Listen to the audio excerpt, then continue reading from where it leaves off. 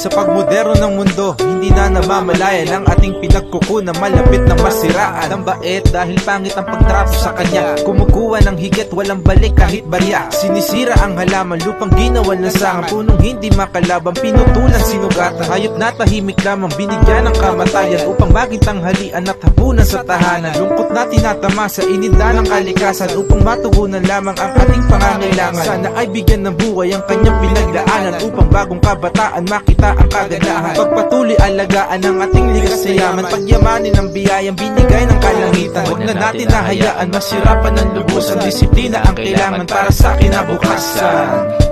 Kalikasan ay nag-iiba, makikita sa iyong mata. Basta nitong mabuti, pagdamit ang pagbati, tiyak kung papalain ka. Kalikasan ay nag-iiba, natatangi ang ganda.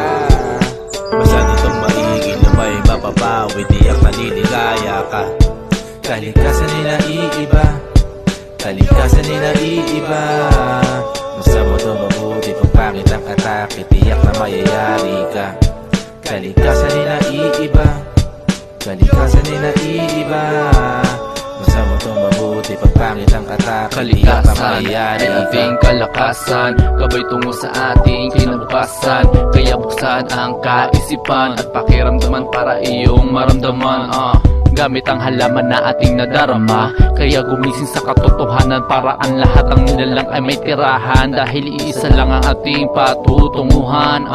Kaya sa bawat patak ng ulan at kaluskos ng dahon, para bang lahat ay bumabalik sa kahapon. Baka sa sunod na dapit hapon, hindi na natin maramdaman ang ngayon. Dahil tayo din ang may sala, kaya magpasalamat kay Bathala, para tayo ay hindi mabahala at makawawa sa mga susunod na mga kabanata.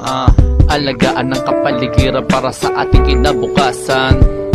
Alagaan ng ating kapaligiran para sa ating kinabukasan. Check. Lumipas mga panahon, tila limot na ang misyon moderno ay nagsusungan. Kahit pataninim ay ginanto ang binhi, dahil sang-ayon sumunod ng lapain ng kapitalista. Umalagos na habang pinakamasid sa paligid-dugas, kami na lang sumira sa mga puno at halaman, mga hayop sa halip na alagaan, nakalaan nakatuon sa patakaran ng ilusyon. Kaya't sinaklawan nila ang katanungan, nalilito sa kasagutan, paano malunasan. Watak-watak na perspektibo, sinisiguro mga pulo magkakalayo, negatibo. Kung magsama lahat ng pag-unawa, magiging positibo. Katapos ang propesiya ng mundo, malaking akala lamang o pananaw sa pinagpala. Dahil bulaklak na mukadkad sa gitna ng talampas, kasabay ng hampas na malamig na tinig, mahika na sa ating puso, nagsasabing karanasan sa kanyang piling. Nag-iwan ng alaala sa atin, mga tanawin ay habilin.